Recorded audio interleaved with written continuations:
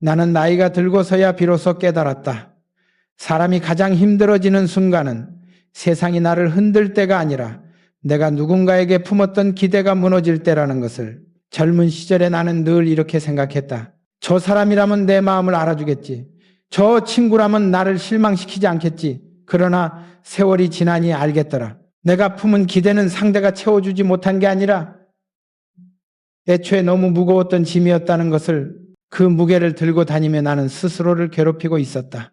기대는 결국 욕심이었다. 내가 그 사람에게 바라는 마음만큼 나 또한 누군가에게 기대의 대상이 되어 있었고 서로의 마음을 끌고 다니며 점점 지쳐갔다. 그런데 그때는 몰랐다. 내가 지친 이유가 사람 때문이 아니라 내 마음이 만든 그림자 때문이라는 걸. 어느 겨울의 일이었다. 나는 남쪽 항구에 부두를 걸으며 일을 마친 노동자들과 차를 나누던 시절이 있었다. 손이 거칠고 눈빛이 깊은 한 사내가 나에게 이렇게 말했다. 사장님, 기대는 사람을 묶습니다. 묶이면 움직일 수가 없어요. 그 말이 왜 그리 오래도록 내 가슴에 남았는지 그땐 알지 못했다. 그는 배의 닻을 가리키며 이렇게 덧붙였다. 그중 배가 흔들리지 말라고 내리는 거지만 너무 오래 내리면 결국 아무데도 못 갑니다. 나는 그 말을 듣고도 한참 동안 의미를 깨닫지 못했다. 그저 인생이란 그런 법이겠지 하며 넘어갔다. 하지만 세월이 흐르고 머리가 휘어지고 사람들의 얼굴이 하나둘씩 과거로 사라져 갈 때쯤 나는 그 노동자가 왜 그런 말을 했는지 알게 되었다. 우리는 사실 누군가를 믿고 싶어서 기대하는 게 아니다. 외로워서 기대하는 것이다. 외로움을 덜기 위해 누군가에게 마음을 걸고 내 삶의 조각을 맡기고 그 사람이 내 빈칸을 채워주길 은근히 바라게 된다. 그러나 기대는 채워지지 않으면 실망이 되고 실망은 원망이 되고 원망은 마음의 짐이 된다. 늙어가며 나는 그 짐을 몇 번이나 내 허리춤에서 만져보았다. 무겁고 눅눅한 짐, 누구도 대신 들어줄 수 없는 짐. 그래서 나는 스스로에게 물었다. 정말 저 사람들 때문이었을까? 내가 기대를 너무 많이 품고 살았던 건 아닐까? 나이가 들수록 사람은 관계에서 상처받는 것이 아니라 마음속에서 끝내 정리하지 못한 기대 때문에 상처받는다는 걸 절감했다. 특히 가족에게 품은 기대는 더 무겁다. 자식이 내 생각대로 살아주길 바랐고 형제는 끝까지 내 편이 되어주길 바랐고 오래 알고 지낸 사람은 내 속마음을 헤아려 주길 바랐다. 그러나 그것들은 모두 내가 만든 그림자일 뿐이었다. 사람은 나의 마음대로 움직이지 않는다. 누구도 내 인생을 대신 살아주지 않는다. 그제야 깨달았다. 기대는 관계를 망치는 것이 아니라 나 자신을 갉아먹는다는 사실을. 기대가 깨지면 마음도 쪼개진다. 그래서 나는 어느 날 문득 이런 질문을 스스로에게 던지게 되었다. 나는 왜 그토록 많은 기대를 품고 살았을까? 이 질문이 바로 다음 이야기의 시작이었다. 나는 인생을 오래 살아보니 사람을 힘들게 하는 건 떠난 이가 아니라 떠난 뒤에도 마음속에 남아버린 미련이라는 것을 알게 되었다. 미련은 참 묘한 것이다. 이미 손에서 놓친 것을 아직도 내 것이었던 듯 붙잡고 있고 이미 지나간 시간을 아직도 돌아올 수 있는 듯 기대하게 만든다. 젊을 때 나는 늘 앞만 보고 달렸지만 돌아보면 내 마음 한쪽에는 늘 정리되지 않은 관계들이 쌓여 있었다. 말하지 못했던 한마디, 미안하다고 하지 못했던 순간, 조금만 더 참았더라면 달라졌을지도 모르는 선택들, 그 모든 것이 마치 오래된 짐처럼 내 속을 묵직하게 눌렀다. 나는 그때는 몰랐다. 그 작은 미련이 마음을 얼마나 천천히 갉아먹는지, 그리고 그것이 해가 바뀌고 계절이 바뀌어도 끝내 사라지지 않는다는 사실을. 어느 해 초여름이었다. 내게 오래 도움을 주던 한 농부가 있었다. 그는 묵묵히 자신의 들판을 일구고 양동이를 들고 논물을 관리하며 가뭄에도 비에도 크게 흔들리지 않는 사람이었다. 하루는 그가 갑자기 이런 말을 했다. 사장님, 저 들판을 보이시오? 작물이 제대로 자라지 않는 건 씨앗이 나빠서가 아니라 뿌리에 남은 미련 때문일 때가 있습니다. 나는 처음엔 그의 말을 이해하지 못했다. 농사가 뭐 그리 철학적일까 싶었다. 그러자 그는 마른 흙을 손에 집어들며 이렇게 설명했다. 지난해 흙에 남은 뿌리 찌꺼기가 새 뿌리의 길을 막을 때가 있어요. 겉으로는 괜찮아 보이는데 속이 막혀 있는 거지요. 사람도 같습니다. 남은 미련이 새 길을 막습니다. 그 말을 듣는 순간 나는 마치 머리를 한 대 맞은 듯 멈춰섰다. 나는 내 안에 어떤 뿌리 찌꺼기를 남겨두었을까? 진작 정리했어야 할 관계, 인정받고 싶었던 자리, 한 번 더 나를 필요로 해주길 바랐던 사람, 그것들이 내 마음을 흙처럼 막고 있었던 건 아닐까? 나이가 들면 미련이 줄어드는 줄 알았다. 그런데 오히려 반대였다. 젊을 때는 앞이 너무 바빠 뒤를 돌아볼 틈이 없었지만 늙고 나서야 비로소 모든 미련이 한꺼번에 밀려왔다. 지나온 시간이 길어질수록 놓친 것도 많았다는 사실을 인정해야 했고 그 인정이 곧 가슴의 통증이 되었다. 특히 한 사람과의 관계가 내게 오래 남았다. 그는 내 곁을 떠났지만 미련은 떠나지 않았다. 언젠가 다시 마주할 기회가 있을 거라 스스로를 속였고 그가 언젠가 내 마음을 이해해 줄 거라는 허황된 희망도 품었다. 그런데 세월은 그런 마음을 기다려주지 않는다. 거리는 멀어지고 시간은 굳어지고 상대의 마음은 이미 다른 방향으로 흘러갔는데 홀로 남은 나는 여전히 그때에 묶여 있었다. 그때 나는 절실히 깨달았다. 미련이란 떠난 사람보다 남은 사람을 더 아프게 만든다는 것을. 미련은 상대를 잡아두는 게 아니라 나를 붙잡아두는 족쇄였다.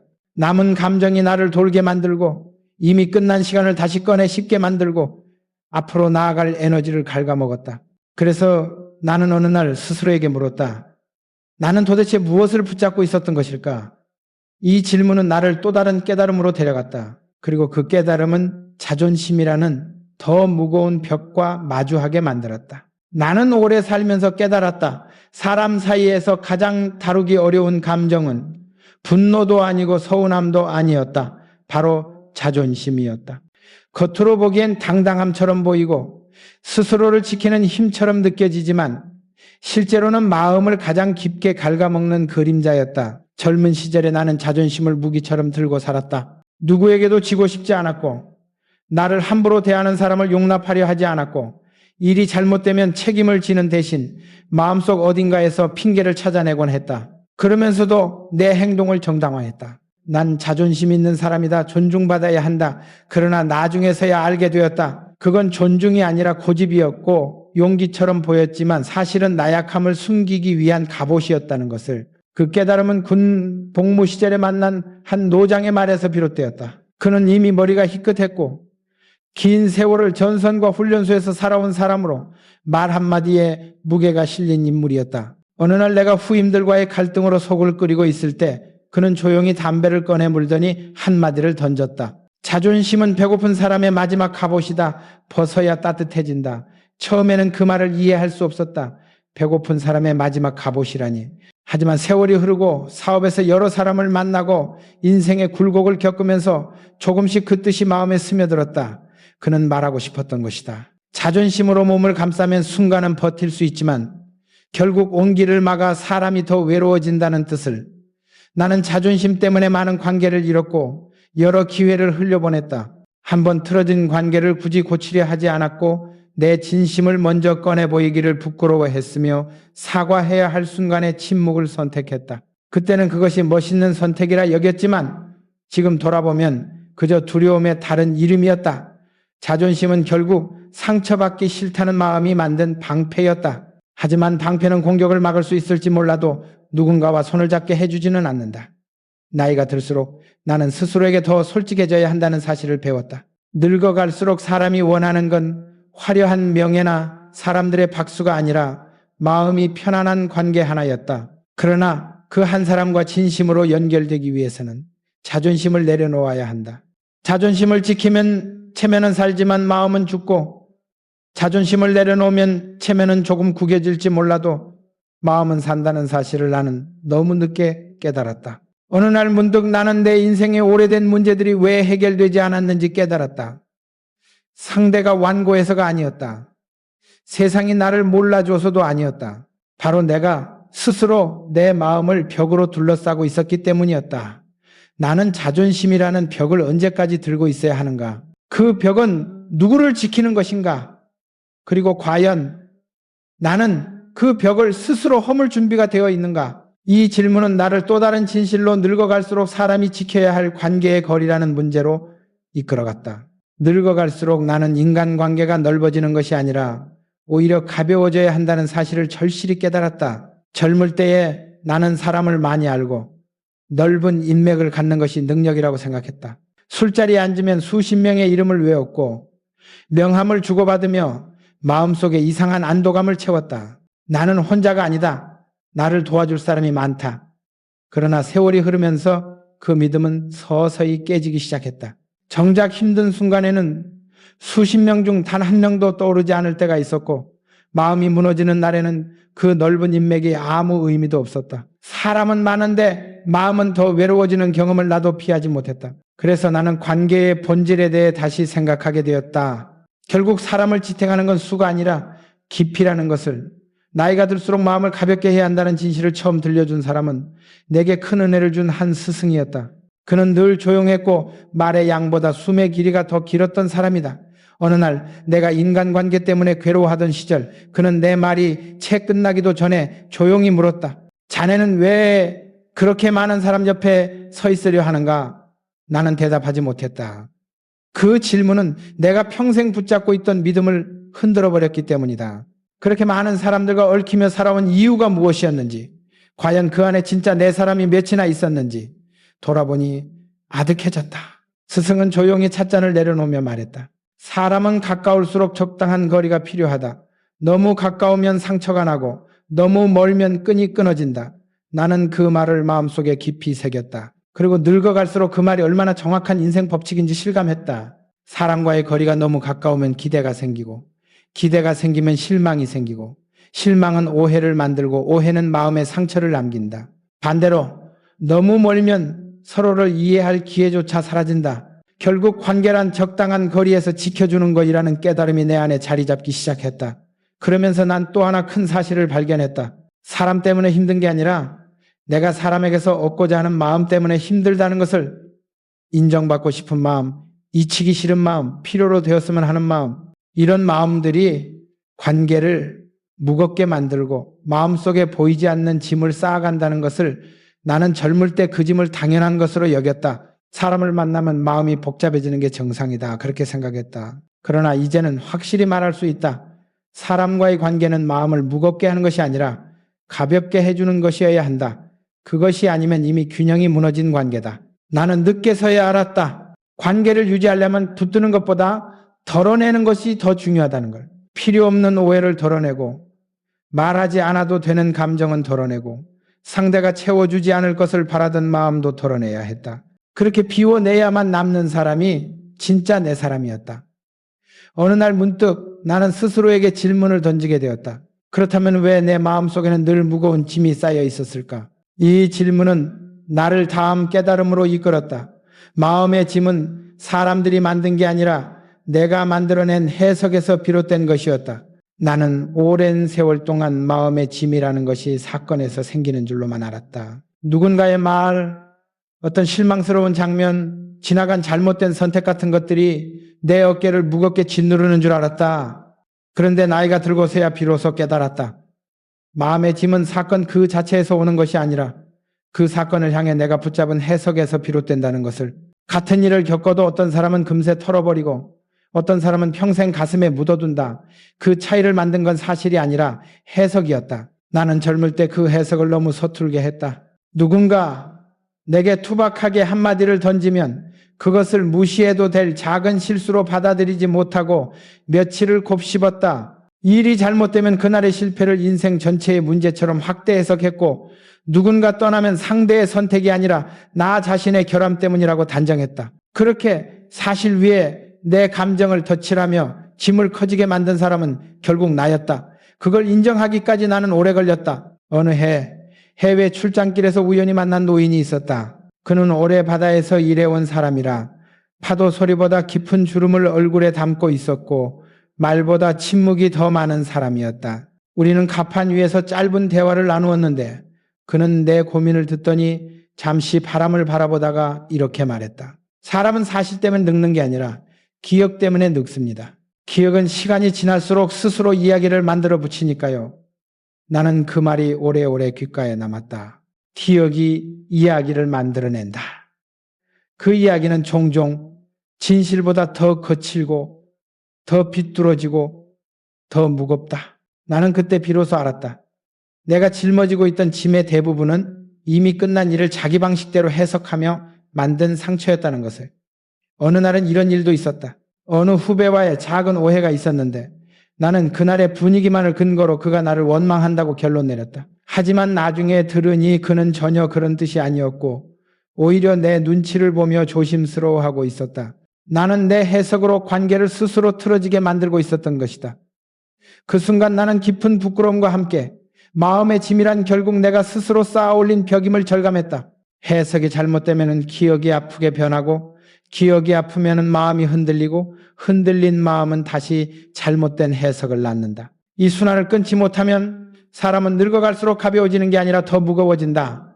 그래서 나는 마음의 짐을 비우기 위해 스스로에게 습관을 들였다. 첫째, 사건보다 내 반응을 먼저 살피는 것.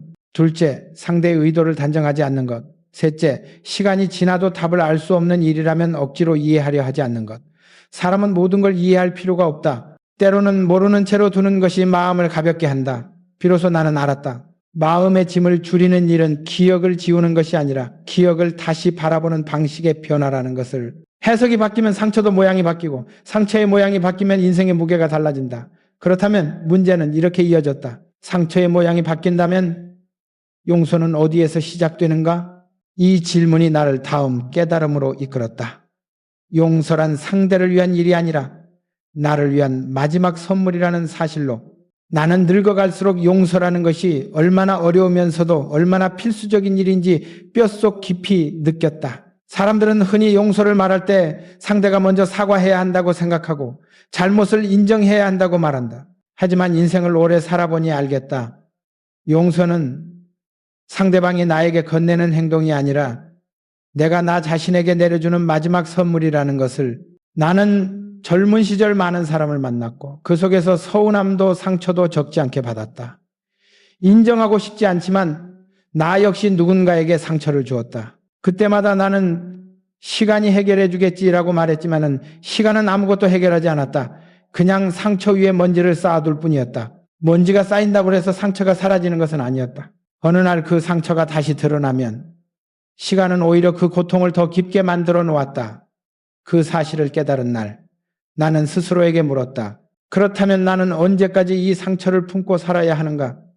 그 질문에 답을 준 사람은 일본에서 만난 한 노신사였다. 그는 이미 70이 넘은 나이에 인생의 굴곡을 잔잔한 미소로 받아들이며 살고 있었다. 우리는 작은 찻집에서 나란히 앉아 있었고 나는 문득 오래된 한 상처에 대해 이야기했다. 수십 년 전 나는 어떤 사람에게 큰 오해를 받았고 그 일은 내 자존심과 마음을 깊게 찢어놓았다. 나는 그를 용서할 수 없었다. 아니 사실은 용서할 마음을 가질 용기조차 없었다. 그때 그 노신사가 내 손등을 조용히 바라보며 말했다. 용서는 기억을 지우는 일이 아닙니다. 기억의 가시를 둥글게 만드는 일이지요. 나는 그 말을 듣고 깊은 침묵에 빠졌다. 그는 이어서 설명했다. 가시는 계속 남아있을 겁니다. 하지만 날카롭지 않다면 더 이상 당신을 찌르지 못합니다. 상처는 그대로지만 고통은 달라지는 것이죠. 그 말은 내 가슴 한 구석을 천천히 열어 젖혔다. 나는 그동안 상처를 지우려고만 했고 지워지지 않으니 더 괴로워하며 살아왔다. 그러나 지워지지 않는다고 해서 용서할 수 없는 것은 아니었다. 용서란 과거를 없애는 것이 아니라 그 과거와 공존하는 방법을 바꾸는 일이었다. 나는 그 말을 들은 후에 오랫동안 마음속 깊은 골짜기를 바라보았다. 거기엔 여전히 원망도 있었고 후회도 있었고 차갑게 남아있는 감정의 파편들도 있었다. 그러나 이상하게도 그것들이 더 이상 나를 찌르지 않았다. 이유는 단순했다. 나는 드디어 용서를 선택한 것이다. 상대를 위해서가 아니라 내 삶을 더 이상 그 상처에게 내주지 않기 위해서. 용서를 하면 상대가 달라질까? 아니다. 상대는 그대로다. 그러나 나의 시야는 달라진다. 마음의 무게도 달라지고 숨쉬는 방식도 달라진다. 오래전 나를 아프게 했던 사람이 여전히 어딘가에서 나를 기억하지 못하고 살고 있다 하더라도 나는 그 사람을 향한 분노로 내 노년을 채울 이유가 없었다. 나 자신을 가두고 있던 감옥의 문을 스스로 열어주는 것이 용서였음을 이제야 알았다. 그리고 나는 그날 이후 또 하나의 질문에 닿았다. 상처를 둥글게 만들고 마음의 짐을 덜어내고 기대와 미련과 자존심을 내려놓는다면 그 다음에 남는 것은 무엇일까? 바로 버림이라는 더 근본적인 변화였다. 늙어가며 나는 비로소 깨달았다. 인생을 가볍게 하는 법은 채우는 것이 아니라 버리는 데서 시작된다는 것을 이제 나는 그 이야기를 계속해야 했다. 늙어가며 나는 아주 단순한 진실 하나를 온몸으로 알게 되었다. 인생은 채우는 것이 아니라 버리는 것이다. 젊을 때는 무엇이든 쌓아 올려야 산다고 믿었다. 사람도, 명예도, 경험도, 실력도, 추억도 더 많이 가질수록 흔들리지 않을 거라 생각했다. 그러나 나이가 들수록 오히려 반대였다. 쌓으면 쌓을수록 마음이 무거워졌고 무거워질수록 나는 점점 내 속도로 걷지 못했다. 늙어서야 비로소 알았다. 인생을 가볍게 만드는 건 새로운 것을 더하는 일이 아니라 이미 불필요해진 마음의 조각들을 내려놓는 일이라는 것을, 기대를 버리고 미련을 버리고 자존심을 버리고 관계의 무게를 버리고 상처를 붙잡는 손을 버리는 일, 이것들이 모두 내 마음의 여백을 되찾는 과정이었다. 어느 시골 마을에서 홀로 양봉을 하며 살던 어르신이 있었다. 나는 그를 알게 된 후 여러 번 찾아갔는데 그는 꿀을 뜰 때마다 이런 말을 반복했다. 여백이 있어야 벌이 숨을 쉬지. 처음에는 그 말이 무슨 뜻인지 몰랐다. 그는 벌집을 가리키며 말했다. 꿀을 너무 꽉 채우면 벌들이 집을 떠나 공간이 있어야 다시 돌아오고 다시 일하고 다시 살아. 그 말은 단순히 벌에 대한 설명이 아니었다. 인생도 마찬가지였다. 마음속에 여백이 없으면 새로운 관계도, 새로운 감정도, 새로운 기쁨도 들어올 수 없다. 너무 많은 생각, 너무 많은 걱정, 너무 많은 기대와 상처와 자존심이 내 마음을 가득 채우고 있을 때 나는 어느 것도 온전히 느끼지 못했다. 그때 나는 깨달았다. 늙어간다는 것은 잃어가는 과정이 아니라 비워가는 과정이라는 것을. 사람들은 나이가 들면 외롭다고 말하지만 나는 오히려 그 고독이 나를 구한 순간이 많았다. 고독 속에서야 비로소 마음의 소리와 마주할 수 있었고, 고독 속에서야 진짜 나의 모습을 다시 찾아낼 수 있었다. 젊을 때처럼 소란스러운 마음으로 살았다면 아마 나는 내가 무엇을 붙잡고 있는지도 모른 채 늙어갔을 것이다. 고독은 벌이 돌아올 여백과도 같았다. 비워야 돌아온다. 내려놓아야 새로운 것이 찾아온다. 버려야 내가 가벼워진다. 나는 어느 날 저녁 오래된 산길을 홀로 걸으며 스스로에게 물었다. 이 나이에 내가 아직도 지키고 있는 것은 무엇인가? 그때 떠오른 건 놀랍게도 화려한 성공도 누군가의 인정도 오래된 추억도 아니었다. 오히려 남은 것들은 아주 소박한 것들이었다. 나를 진심으로 걱정해주는 몇 사람의 따뜻한 말, 내가 넘어진 날, 내 등을 조용히 받쳐준 보이지 않는 손길들, 그리고 아무에게도 보여주지 않았던 내 마음의 진짜 얼굴. 난 깨달았다. 버리고 나니 비로소 보이는 것들이 있었다. 그동안 무거운 것들에 가려져 있던 소중한 것들. 우리는 인생의 후반부가 되면 채워 넣을 힘이 줄어든다. 그렇지만 비울 힘은 오히려 더 강해진다. 왜냐하면 무엇이 중요한지 알게 되었기 때문이다. 더 이상 허망한 체면을 지키려고 애쓰지 않아도 되고 더 이상 누구에게 인정받기 위해 내 속도를 잃지 않아도 된다. 마음의 무게만 덜어내면 노년은 세상에서 가장 고요하고 아름다운 시절이 될 수 있다. 비로소 나는 알았다. 버린다는 것은 잃는 것이 아니라 남겨둘 것을 올바르게 선택하는 일이라는 것을, 그리고 그 선택이 쌓여 비로소 품격이라는 이름을 갖게 된다는 것을. 이제 나는 마지막으로 하나의 질문을 남기고 싶다. 그렇다면 이렇게 버려서 가벼워진 마음이 마지막에 붙잡아야 할 단 한 가지는 무엇일까? 그것이 다음 이야기의 시작이었다. 늙어가며 나는 마지막으로 한 가지 진실과 마주하게 되었다. 인생의 품격은 무엇을 더 가지느냐로 결정되는 것이 아니라 끝까지 무엇을 지킬 수 있느냐로 결정된다는 사실이다. 젊을 때는 바람처럼 빠르게 달렸고 많은 것을 얻기 위해 무엇이든 잡아챘다.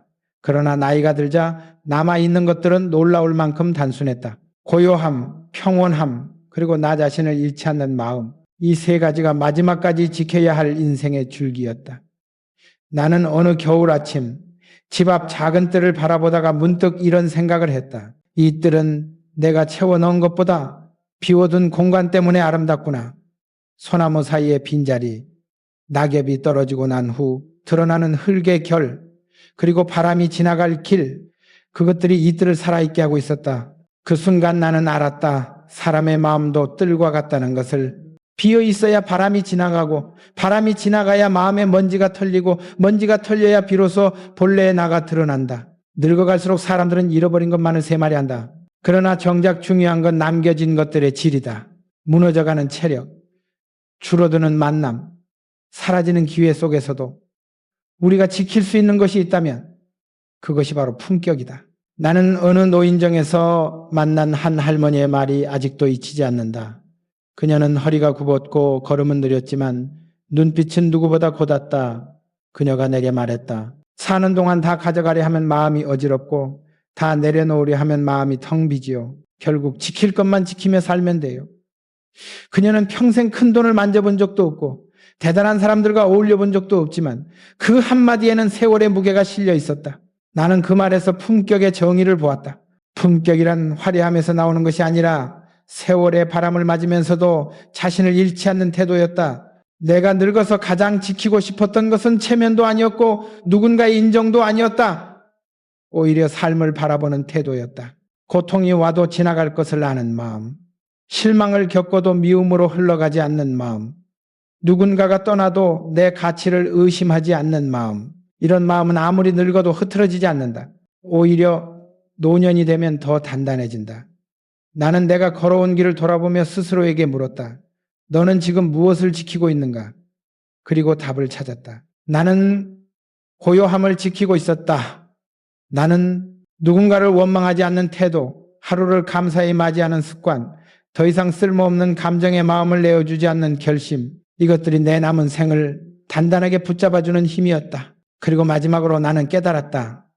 인생의 품격은 결국 마음의 평온을 지키는 데서 완성된다는 것을.